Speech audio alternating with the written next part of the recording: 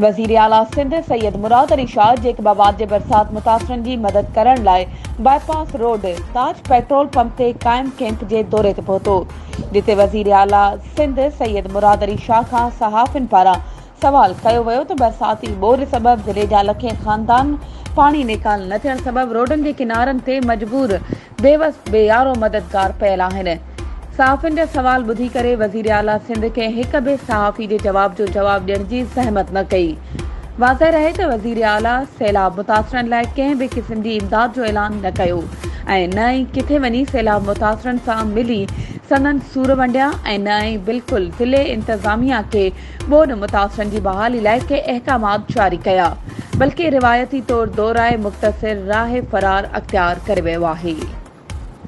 हिन वीडियो खे लाइक करे असांजे चैनल खे सब्सक्राइब करियो ऐं हा, उन सां गॾु बेल आइकन खे प्रेस करणु न विसारिजो।